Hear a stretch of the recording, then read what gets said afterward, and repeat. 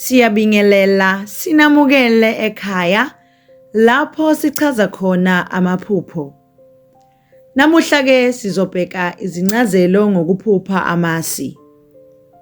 Ukuphupha amasi ngokuvamile ukhombisa inhlalakahle yakho, impilo yakho kanye nezinto ezinhle ezizayo empilweni yakho.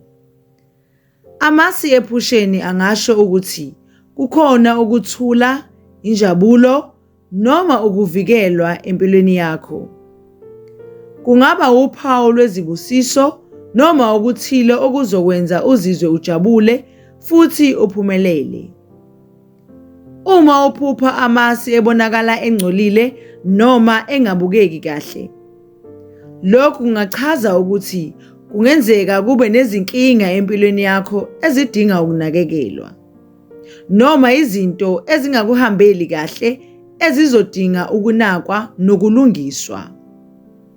Kodwa-ke, uma amasi uwaphupha emahle, ehlanzekile futhi emhlophe, lokhu kungachaza okuhle, impilo enhle, amathuba amahle nokuthula.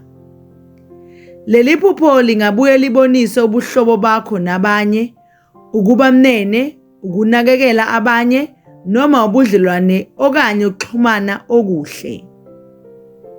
Lokhu kungaveza ukuthi kumele uhloniphe izimiso zakho, ukhule ngokomoya futhi uhlalisane kahle nabantu abakuzungezile.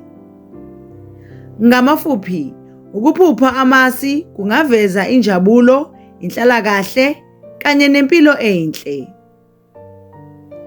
Siyabonga, nisale kahle.